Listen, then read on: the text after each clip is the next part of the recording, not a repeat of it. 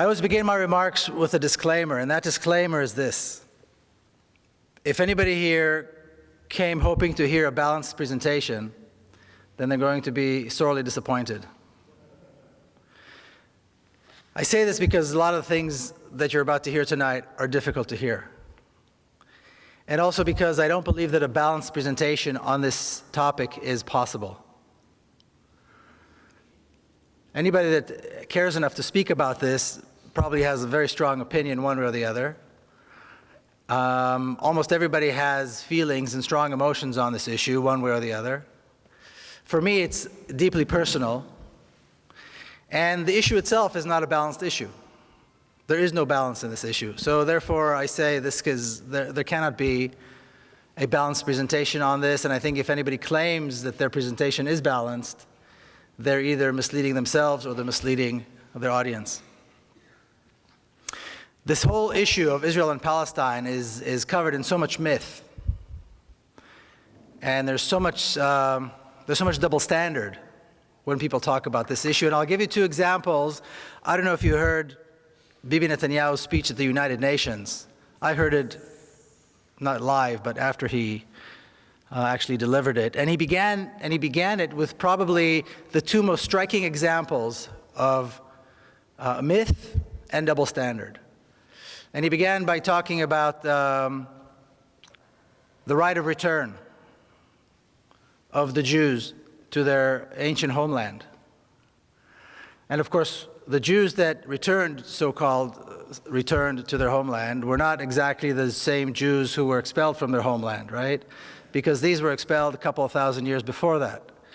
These were not their descendants either, because this has been a very long time. So these are people, the people that actually came back, so to speak, are people that claim some kind of a heritage, some kind of a connection, a relationship to the ancient Hebrews. And they claimed that they had the right to return to their homeland, and this is what Zionism was about, and this was accepted by the world as the right. They had the right to return. Now, if we talk about the right of return of one nation, you'd expect that there would be, if we accept it as a principle, then you'd expect that we'd accept it in general, across the board. Yet when people talk about the right of return of Palestinians to their homeland, suddenly a red line comes up and everybody says, no, we can't talk about the right of return of the Palestinians. This has to be taken off the table. This is not negotiable. The right of return of the Palestinians is not acceptable. What's interesting about that is that the right of return of the Palestinians, quite often we talk about the actual people who had to leave their homes. And if they had already passed away, then we're talking about their direct descendants, people who still have the keys and the deeds to their homes, and quite often can go to the very spot where a village existed, where today there might be a highway, and will point out the mosque, and will point out the well, and will point out the door to their home. Yet they do not enjoy the right to return. So obviously, this is a double standard of immense proportions. The other thing Bibi talked about right off as he started was about King David, who reigned some 3,000 years ago, and here we are today as his descendants. What's interesting is, besides the fact that there is no historical evidence that King David ever existed, outside the Bible, which of course is not a historical document, and Israeli archaeologists have all but turned up the entire country to find proof that he ever existed. Today, as we speak, an entire town, an entire community is being kicked out of their homes and forced into exile through violence in order to prove that King David existed in a place called Silwan. It's a community of 50,000 people right outside the walls of the old city of Jerusalem. Yet the world sees nothing wrong with this. American money is poured into this project to build what is called the new city of David, an archaeological park. And a community of 50,000 Palestinians has to be terrorized in order to leave. Their homes are being destroyed in order to make this point, this fictional, mythical connection between the ancient kingdom of King David and today's Israel. So these are just two examples. And it was interesting that Bibi Netanyahu decided to kick off his speech at the United Nations with these two things. But what I'd like to do today is just begin with a little bit of history. And if you go ahead and hit the first slide. Thank you. People talk about the fact that this conflict, the conflict in the Holy Land, the conflict between Israelis and Palestinians has been around for so long that it's really not something anybody can ever solve. It's been going on for thousands of years. People have been killing each other there forever. This is not true. And a good place to start, if we're going to talk about how this conflict began, a good place to start would be on the 29th of November, 1947. The day that the United Nations accepted the resolution to partition Palestine into a Jewish state and an Arab state. And this ridiculous map is what they came up with. Now, when you look at this map, before you even hear about the details, before we even touch on the details of this map, just by looking at it, it's unbelievable that anybody expected that this would work. And of course, this didn't even last one day. In 1947, there were two communities living parallel lives. Now, when you look at this map, before you even hear about the details, before we even touch on the details of this map, just by looking at it, it's unbelievable that anybody expected that this would work. And of course, this didn't even last one day. In 1947, there were two communities living parallel lives. We had the Jewish community that numbered about 500,000, maybe a little bit less than 500,000, that were expecting and hoping to become a state. And you had the Arab community, the Palestinian Arab community, of about 1.5 million people who were also in the process and had the expectation of becoming a state. Yet when the United Nations came up with this ridiculous plan, they chose to give the larger portion of the country to the smaller community, to the Jewish community, and the smaller portion of the land to the larger community. And then people said, and to this day you hear people say, see, the Arabs, the Palestinians, did not accept the partition plan, so all this is their fault. Is anybody mad enough to think that they would accept this? Would anybody in their place have accepted something like this? Obviously not. And obviously, like I said, this did not last even a single day. Because as soon as the resolution was accepted, the Zionist forces, what was called the Haganah, the Palmach, began a massive campaign of ethnic cleansing. Now, the story that we hear, the myth that we're told about 1947, and I heard it once again today, earlier today, at the Seattle Times, is that in 1947, after the United Nations finally recognized the right of the Jewish people to have their own state, the Arab armies attacked, intending to destroy this fledgling state, this young Jewish community. And this is only several years after the Nazi Holocaust. Yet somehow, between the end of 1947 and the end of 1948, the Zionist forces were able to conquer almost 80% of the country, destroy over 500 towns and villages, including schools and mosques and churches and homes, and exile almost 1 million people within a 12-month period. How did they do this if they were being attacked by massive armies from the outside? But once again, when we look at the facts, we realize that in 1947, the Jewish community, the Zionist community, had quite a substantial military force. They had a force of close to 40,000 armed men, and well-trained, well-indoctrinated. My father was one of them. There was no equivalent on the Palestinian side. The Palestinians have never had a military force. To this day, the Palestinians have never had an army or a military force. There was no equivalent of the other side. The Arab armies, such as they were, didn't enter the war until late in May of 1948. Much of the ethnic cleansing had already taken place. The war had been taking place for over 6 months by then. So, of course, this is a myth. This is a myth that nobody takes the time to investigate and question. But once again, the reality that in a 12-month period, so much was done exactly because that is exactly was the purpose of these Zionist forces. To capture as much of the land as possible and get rid of as many people as possible. And that's exactly what they did. You heard the story about my mother. That's my mother. She's 86 now. She's still living in Jerusalem. She was born and raised in Jerusalem. And she used to tell me how when she was young, she would walk around on a Saturday afternoon, and many of the beautiful neighborhoods in Jerusalem, and I'm talking about the New Jerusalem, the Jerusalem that was built outside the city walls.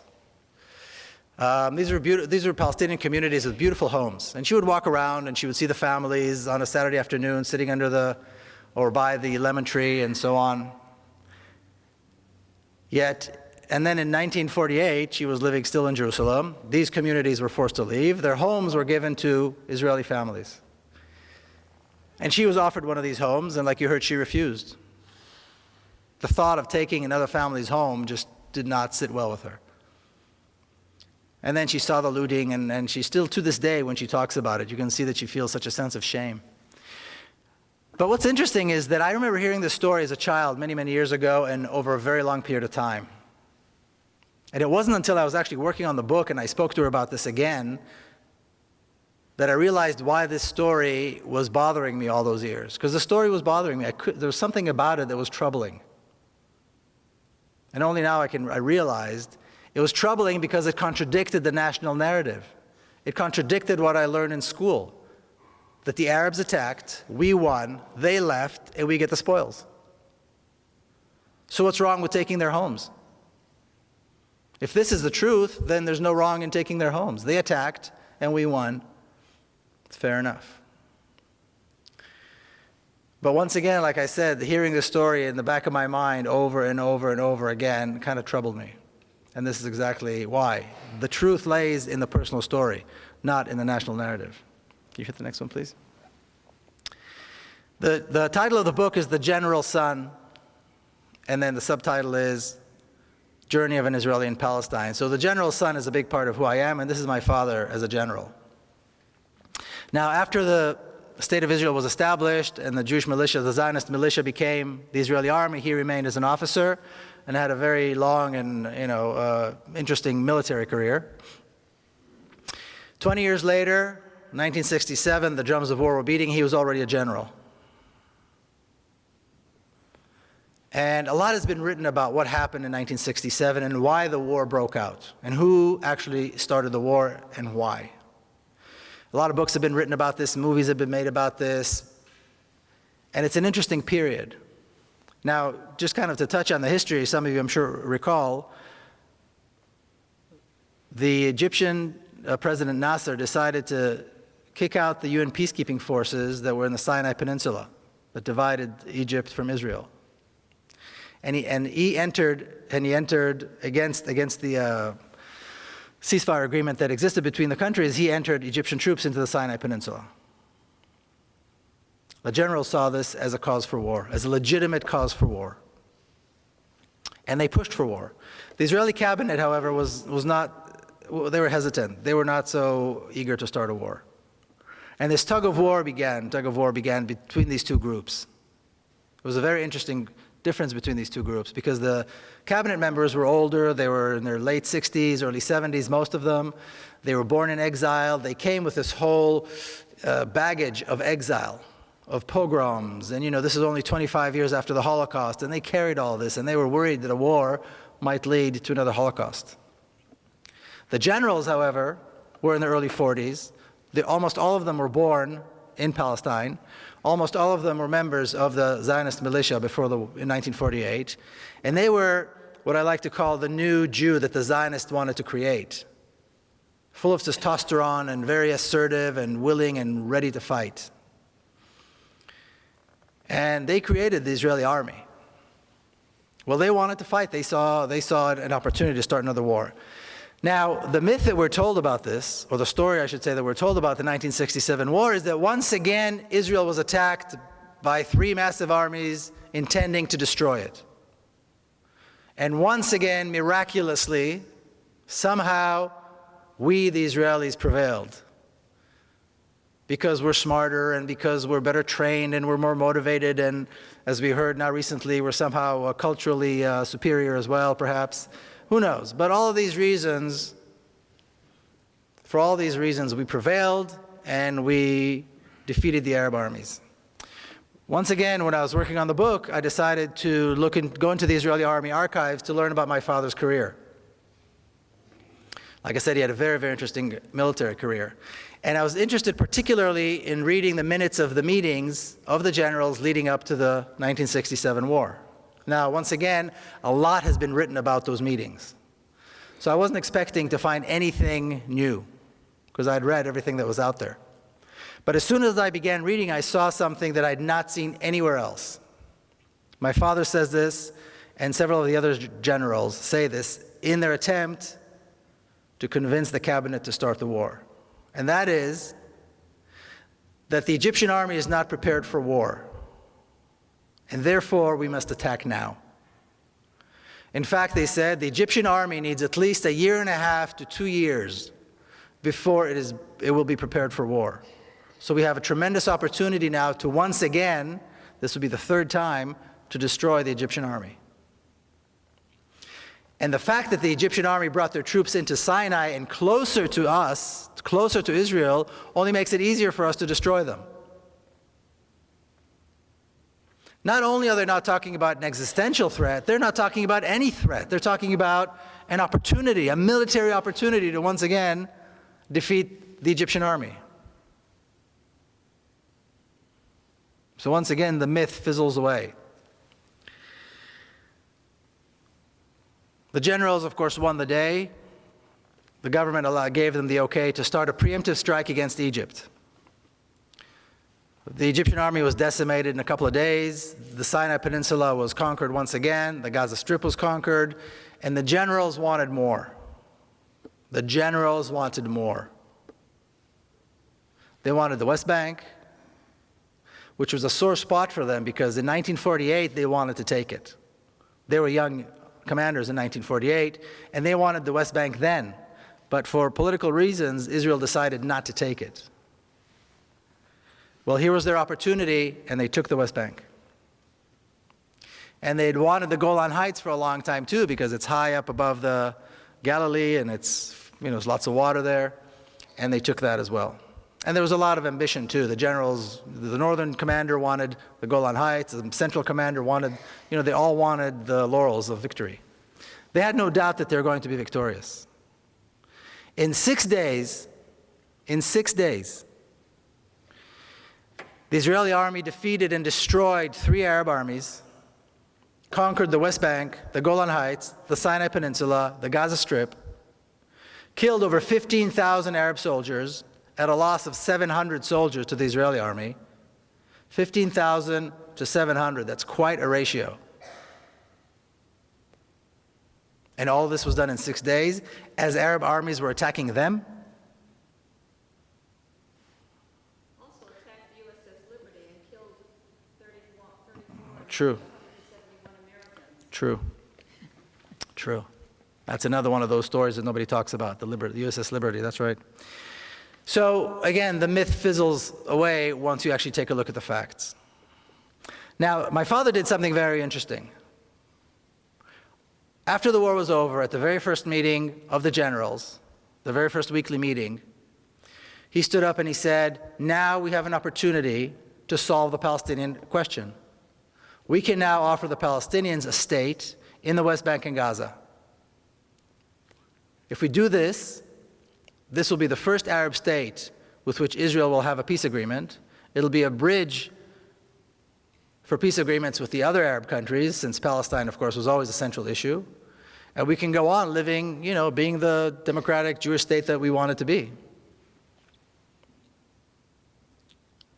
And as he was saying this, a massive settlement project and an ethnic cleansing project began in the West Bank. Hundreds of thousands were thrown out.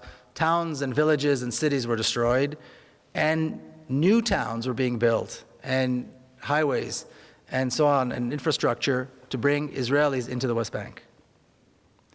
Just as Israel had done after 1948, destroying Palestinian towns and villages, changing the names and building towns and villages for Israelis, the same thing was done in the West Bank after 1967. For Israel, this meant the job was done.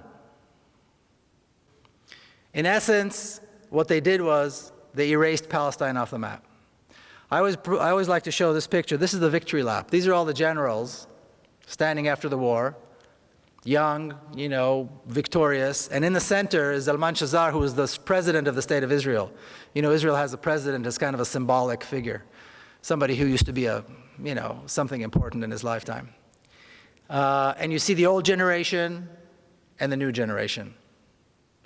And this new generation of generals is often referred to as the silver tray upon which the land of Israel was given to the Jewish people. Because from that point on, the entire land of Israel was under Jewish control for the first time after 2,000 years and only 25 years after the Holocaust.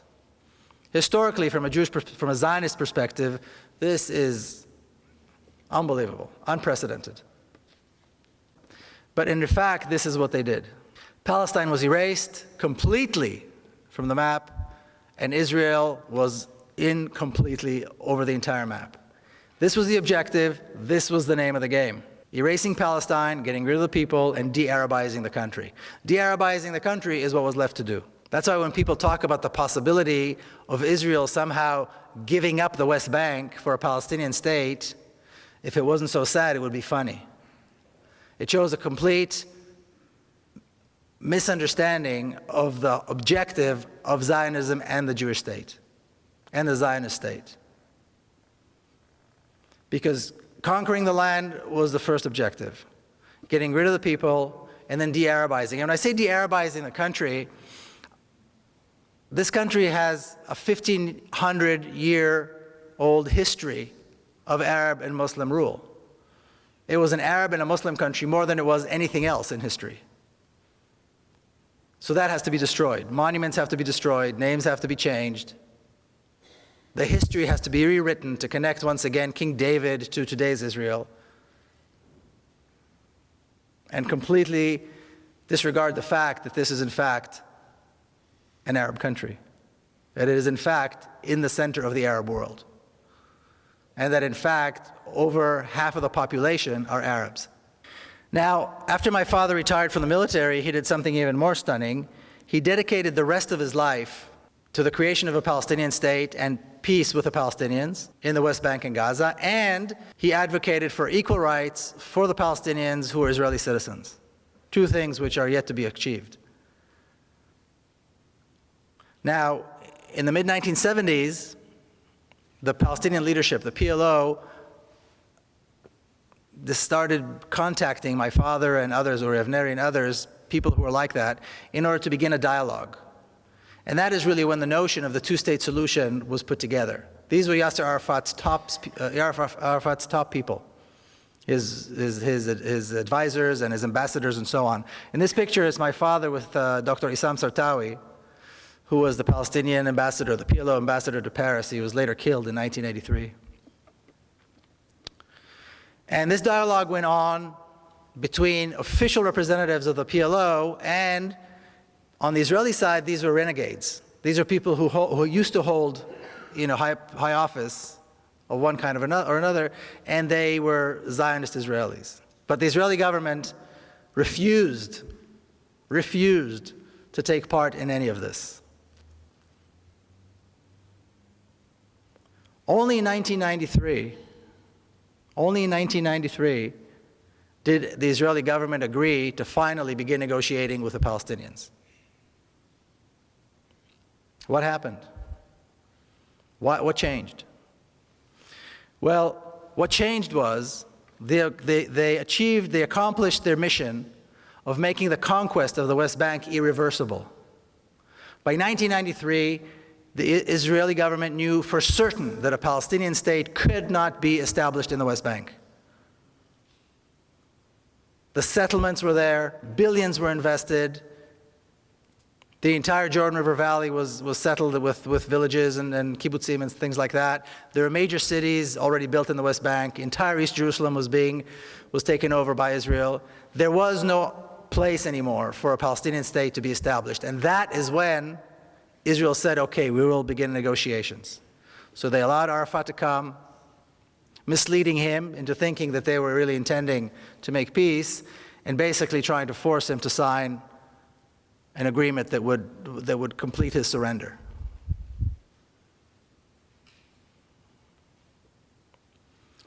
But once again, when we hear people still talking about the notion that somehow there could be an Israeli government that would give up the West Bank for a Palestinian state, like I said, if it wasn't so sad and tragic, it would be funny.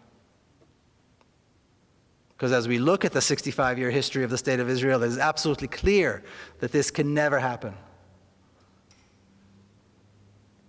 Now, later on in the year 2000, I'm sure you recall, President Clinton invited Barak and Arafat to Camp David to somehow solidify a peace agreement. Or so he said. What they tried to do is force Arafat once again to surrender, which he would not do. So they came out of Camp David, and President Clinton said, Arafat gave some, Barak gave more. In other words, this is Arafat's fault. And from that moment on, for the last 4 years of his life, he was vilified, and eventually Arafat died with Israeli tanks surrounding his office under siege. But the myth that we're always told is that the Palestinians are not willing to make concessions. And that is the problem. I think Mitt Romney just alluded to this as well in that little secret tape that was recorded. The problem is the Palestinians. They just don't want peace. Yasser Arafat was willing to give up almost 80% of his homeland and the right of the Palestinian refugees to return to their homeland and be compensated, all for the sake of peace. What he wouldn't do is he wouldn't go less than 20%. He wouldn't give up the West Bank and the Gaza. That he couldn't do. They want him to give up even more. They want him to sign a surrender agreement, and he wouldn't. It's not the Palestinians that aren't willing to make concessions, it's Israel that's incapable of making concessions, because concessions on the land are impossible from a Zionist perspective. The whole name of the game is taking the land and making it ours. And this is exactly the process that took place. Please. Now, once again, like I said, the book goes in and out of my own personal family's history and the history of the State of Israel and how the two are related. This is a picture of my niece, Madar. And on September the 4th, 1997, she was killed. 2 young Palestinians blew themselves up in Jerusalem, took their own lives, and the lives of several Israelis, including her. She was 13 years old. So when a 13-year-old little girl that you know and love gets killed like this, you don't really know what to do. You don't know what to think, you don't know what to feel, you don't know how you're going to get back to life after that. Now, she was a granddaughter of a famous general, so this was big news. On top of that, she was also the granddaughter of Mr. Peace with Palestine. And now look what they did to him. Look what they did to his granddaughter. My father had already passed away by then. So this was big news. And when I landed, when I arrived in Jerusalem, my sister's house, on the ground, I saw the morning paper, and on the front page it already said the granddaughter of General Peled was killed by Palestinians. And my sister's apartment was packed with mourners, of course, people who came to express their sorrow, but also reporters, endless stream of reporters. And after the funeral, she came out to greet and see everybody. She said 2 things that put me on a path, and I think it put her on a path, and many of us kind of helped us to wrap our heads around this unspeakable tragedy. The first thing she was asked, of course, is about revenge and retaliation. And the comment that she made was, no real mother would want this to happen to another mother. Don't talk to me about revenge. Motherhood is a uniting force. It cuts through religion. It cuts through any differences that might exist between us. And if she's anything above all, she is a mother. She's got 3 other boys, wonderful boys. And the second thing she said was, my government is responsible. My government brought these two young men to such a level of despair that they would take their own lives and take the lives of other innocent people, including a 13-year-old girl. The brutal oppression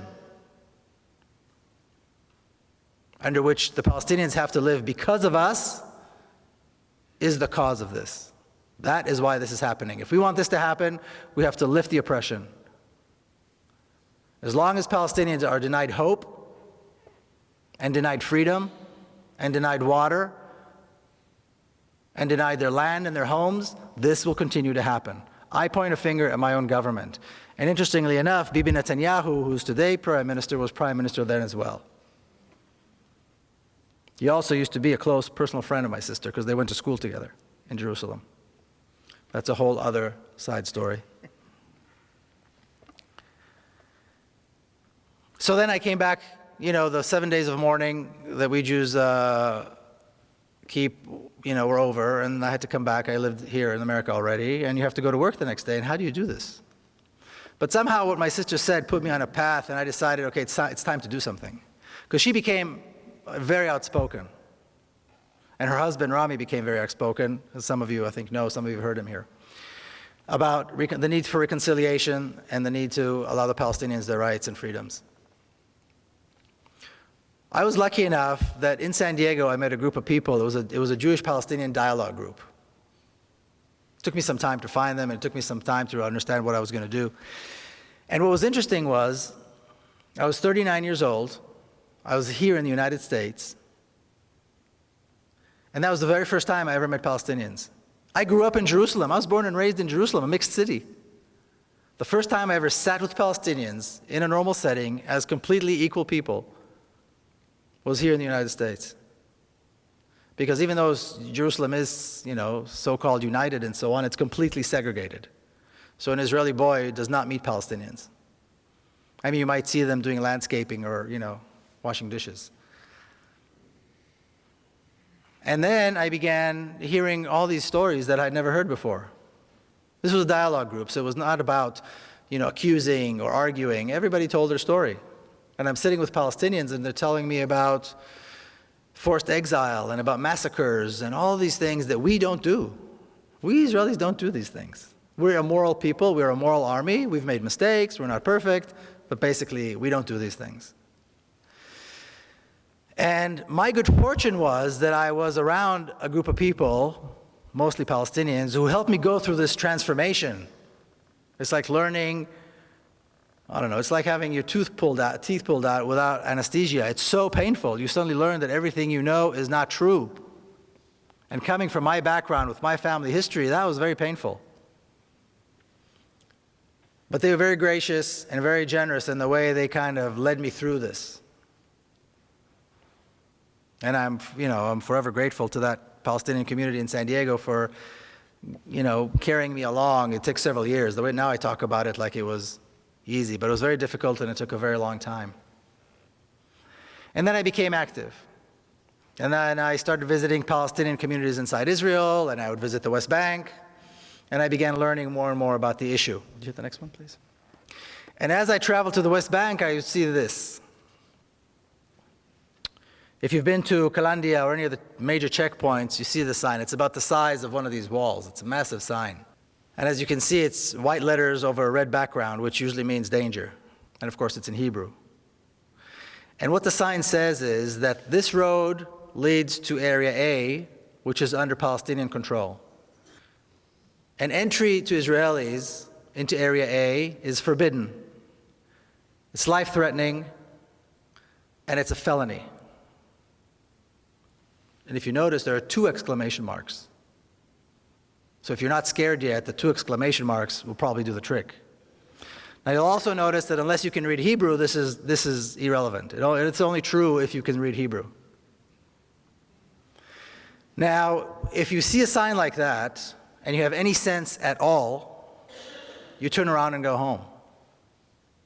Who in his right mind would see a sign that says danger, firing zone, and walk right into it? My good fortune was that I don't have that kind of sense, and that I have many friends who don't have that kind of sense, and we went right through. And I've been going right through these checkpoints and right through that sign every single time I go visit my friends on the other side of the wall. And what's interesting is I always see the same thing. From the very first time all the way to today, it's been several years, every time I cross that wall, every time I cross the sign, I see the exact same thing. I see traffic jams. I see children going to school, which is probably the most common sight in Palestinian areas, is children coming and going to school. I see people going to work. I see shops. I've yet to see the Palestinians that want to kill me. I've yet to see the Palestinians ready with machine guns and tanks and F-16s ready to bomb me because I'm an Israeli. I've yet to see that. And I know that many other Israelis who do this haven't seen it either. And with time, I began to realize that this sign has nothing to do with security. The wall has nothing to do with security. The massive armed Israeli forces along the road have nothing to do with security. The terrorizing and harassment that Palestinian Israelis go through when they go through Tel Aviv airport, the humiliating process that they have to go through, they have to endure every time they decide to leave and go overseas, has nothing to do with security. It has everything to do with racism, with hatred, and with a deep desire to keep us apart, to keep me privileged and them with no rights. That's the name of the game. That's what it's all about. And that's the purpose of the sign. Can you hit the next one, please? Can you read that? Can somebody read that for me?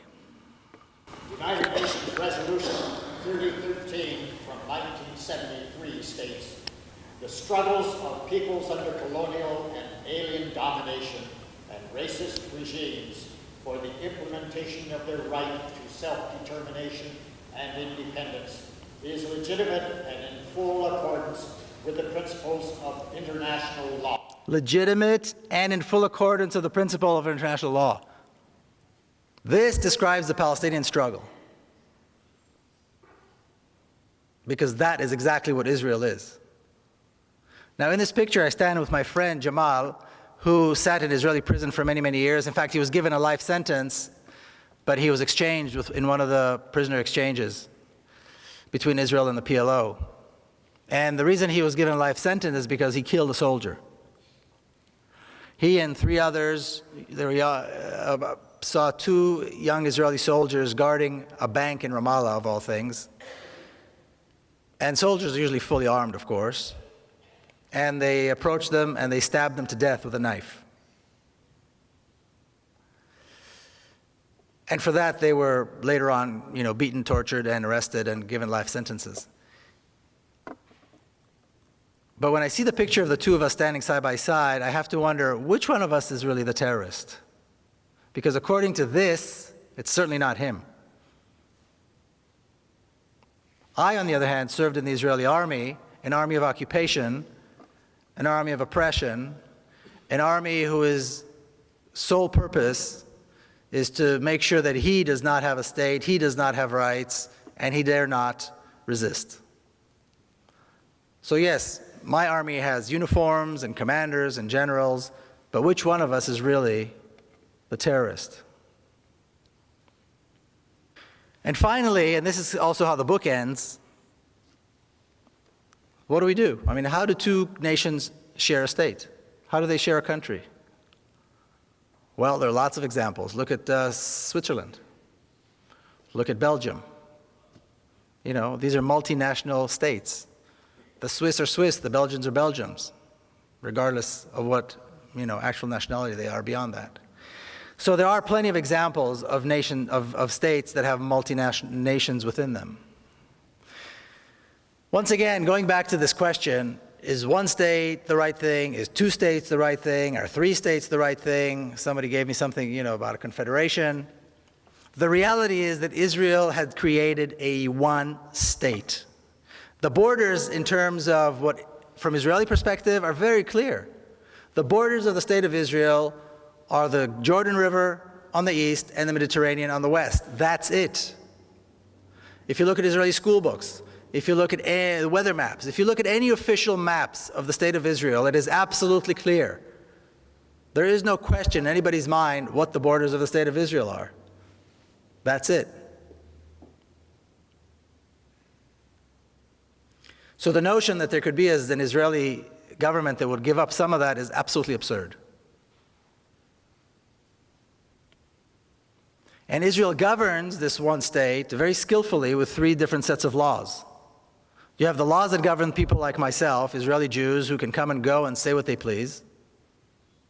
Pretty much a democratic state for all purposes.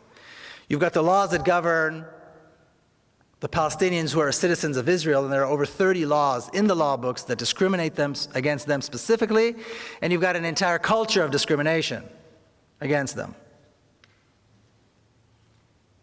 that is deep-seated and deep-rooted in Israeli society. And then you've got the laws that govern the Palestinians in the West Bank and Gaza, and this is really at the pleasure of the Israeli army. If they want to destroy, they destroy. If they want to arrest and beat, they arrest and beat. If they want to torture, they torture. If they want to kill, they kill. And Palestinians have no recourse. This is the reality. There's an education system, the Zionist education system, like Judith alluded, my sister just wrote a book about it. She's an educator, that teaches racism in a very subtle way. There's a bureaucracy, an entire bureaucracy, that is dedicated to making life impossible for Palestinians through all kinds of restrictions and permits and requirements that are absolutely uncalled for and unnecessary, but are all given and provided under the guise of security. And then you've got the Israeli army, which I like to refer to as one of the best trained, best equipped, best fed terrorist organizations in the world. And yes, they have generals and they have nice uniforms, but their entire purpose is terrorism. And just as one example, I'll give you one example. Almost exactly 4 years ago, as Israel began its attack on Gaza, September the 27th, 2008, at 11:25 in the morning, what I refer to as the most shameful day in the Jewish history, the most shameful day in the history of the Jewish people. Israel began carpet bombing Gaza, and on the first day of what was to be a 21-day attack, they dropped 100 tons of bombs. Okay, a 1-ton bomb will decimate an entire city block. Gaza is one of the most densely populated places in the world. 800,000 children live in Gaza. 11:25 is exactly the time when the morning school shift and the afternoon school shift change. So all the kids are in the streets. All the children are on the streets. That was the moment decided by the decision makers in Israel to begin the attack. This was the first day of a 21-day slaughter that had absolutely no justification. If that's not terrorism, I don't know what is. And this is how the State of Israel manages to control the different populations and somehow still keep up this very sweet, liberal kind of face to everything. But we still have to figure out how we go from here. Well, let's look at what happened in South Africa. They got rid of apartheid. That is the example. What did they do in America? They got rid of the racist laws that existed in the South. Did the whites in South Africa want this, like this? Absolutely not. Did the whites in the southern states in America, here in the United States, want this or like this? No. It was not done by consensus.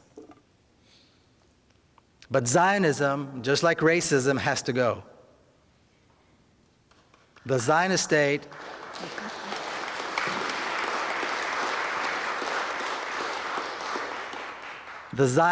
has to be replaced with a democracy. Equal rights. We have 5.5 million Palestinians, about 6.5 million Israelis. There's absolutely no reason in the world why they can't live together as equals. Now, often when Jewish people hear this, especially if they support Zionism and support the State of Israel, they go, see, you're talking about genocide. You're talking about another Holocaust. That's just an excuse. There's no reason to assume this is going to be violent. There's no reason for a transfer of power to be violent. Evil dictatorships can be, and evil regimes can be replaced by democracies without violence. It's happened before, there's no reason why it won't happen again. I just heard this thing today about the vast differences between Israelis and Palestinians, cultural differences, the cultural superiority of the Israelis. I've never heard such nonsense in my life. The two societies could not be more similar. Their languages are similar, their religions are similar. More than half Israelis, more than half of all Israelis are descendants of people who came from the Middle East. They're descendants of Arab Jews who came from Iraq, who came from North Africa, who came from Yemen. Arab culture is part of who they are. When Baghdad was being bombed, you had old Arab Jews from Baghdad and Israel crying that their city is being bombed. There are no differences. And the likelihood of both populations seeing their common cause and seeing their common goals as outweighing any differences that might exist between them is far greater than anything else. And then young Palestinians and young Israelis can grow up and have a future and live in a real democracy and do great things, because this is a beautiful country. And it's got a lot of possibilities. So the name of the game has to be democracy and equal rights, not anything else. All right, thank you all very much. Is the sale and purchase of land a viable function, and does it follow the rule of law? I'm assuming that means for Palestinians. And then, does Israel use the right of eminent domain, or is the land seized with no legal process? I'm no legal expert, so I don't really know about this eminent domain and sale of land and so on. So I'm not sure how to. I will say this, and I don't know if it answers the question or not, but in Israel, the land is all owned by the state. So in essence, there's no private property. When you buy land, you're actually leasing it from the state. So, and every 49 years, you have to lease it again for either 49 years or 99 years. That's kind of how that works. So what they try to do, like after 1948, they passed a law that meant that all of the absentee property is the property of the people who were thrown out and then left as absentees, they were absent somehow. The law passed that made it permissible for the state to take over the land. Then they passed another law that made it illegal for the Palestinian refugees to return and claim their land. So that's how that works. I don't know if that answers the question, but like I said, I'm no legal scholar. Is there opposition in Israel to an attack? You know, and is Bibi serious about the attack? The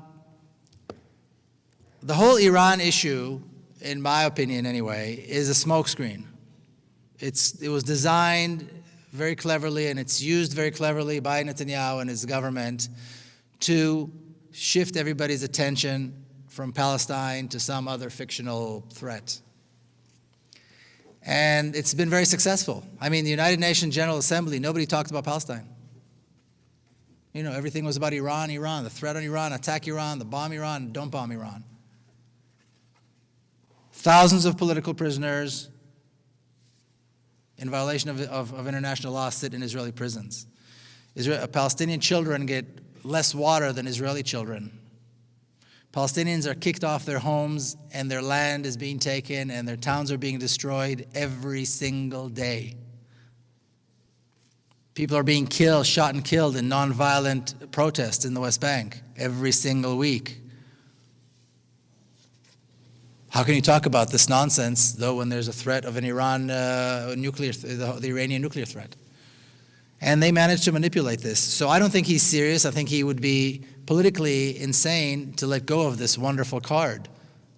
But as long as he can keep talking about an Iranian threat, people are not going to talk about Palestine. What's the point of attacking Iran? What would that give him? Politically, it gives him nothing. Militarily, it gives him nothing, because there is no threat. And then he's going to have a problem. This way he's got this issue, he's had it for several years, and I don't think he'll give it up. So I don't think he's serious about it. That's not to say that there is no possibility that something might happen, but I can't imagine that he would do that. And people in Israel are basically scared.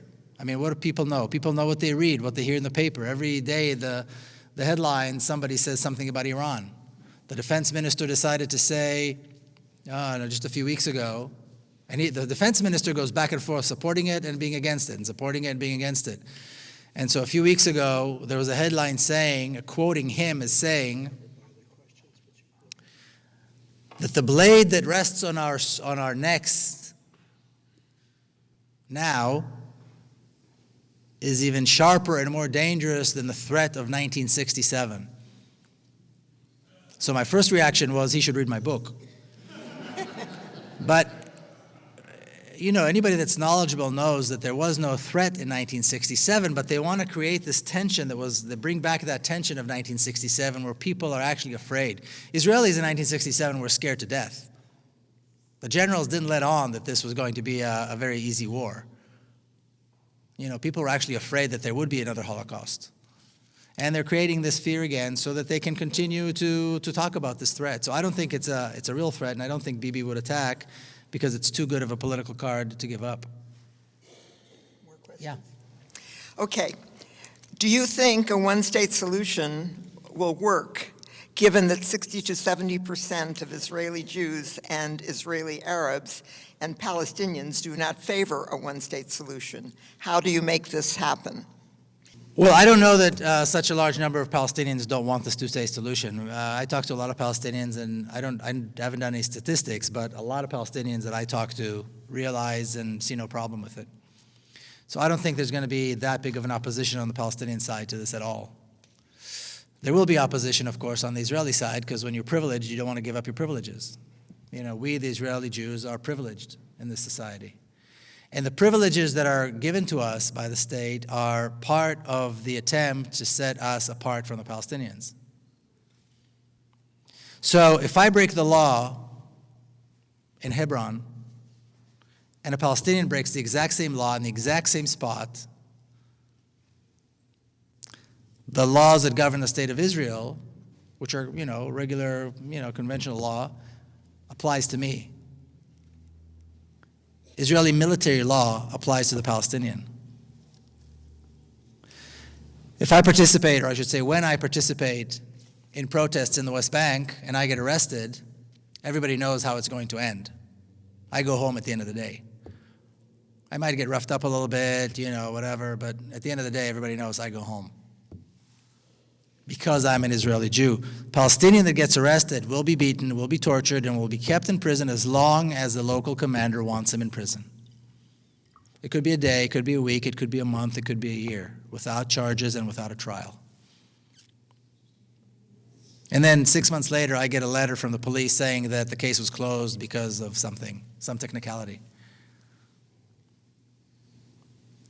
So Israelis are not going to want to give up this privilege, but I think whites in South Africa didn't want to give up their privilege, and whites in America didn't want to give up their privilege either, but they're going to have to.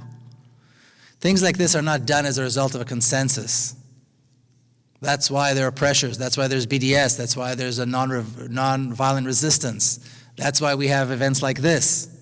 That's why more and more American Jews are breaking away from Zionism and coming and organizing events like this. And whether they like it or not, this is the transformation that's going to take place. People ask me, well, I'll tell you a little story. I was asked, I spoke at an 8th grade class. A friend of mine is a teacher of this really nice, special kind of a school where kids actually learn about stuff. So it's an 8th grade class, and they're learning about this issue. And they've been learning about it for a few weeks, and they wanted me to come and speak. And they took a poll among themselves asking how many of them think there will be a solution in their lifetime. A peaceful solution in their lifetime. These are 8th graders. They're 13 years old. 80% said no. So when I came to speak, I said, well, let's see if I can't change your mind. Because it's all a question of what you know. And I explained to them about the similarities about the societies and all the possibilities that exist once the state of Israel is transformed into a democracy. If I didn't think this was possible in my lifetime, I wouldn't be doing this.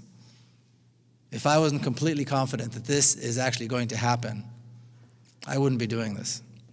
So Israelis aren't going to like it, but they don't need to like it. That's kind of the way these things are. But I think Palestinians, the impression that I have, and I'm there a lot, is that Palestinians actually do favor this. Okay, there's two questions here. One is about where did Zionist philosophy come from? Well, in the turn of the 19th century, there was, this nationalism rose, and all these little groups decided that they were going to become nations.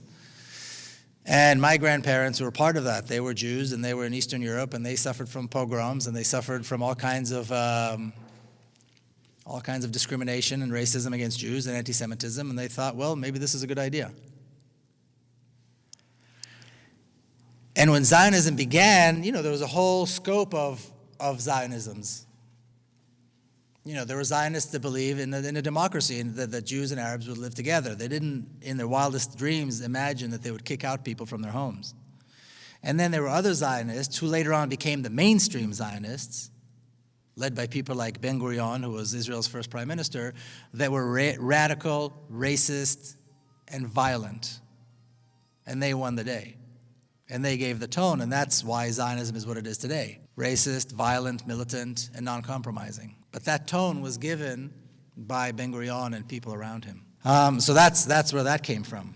And where did suicide bombers come from? I don't know that suicide bombing is a philosophy. I mean, there are 5.5 million Palestinians who live inside of Palestine. There's probably another 5 or so that live outside of Palestine. That's 10 million people. There were less than 200 suicide bombers. So it's not like, there's some kind of a madness of suicide bombers among Palestinians. Let's put things in perspective.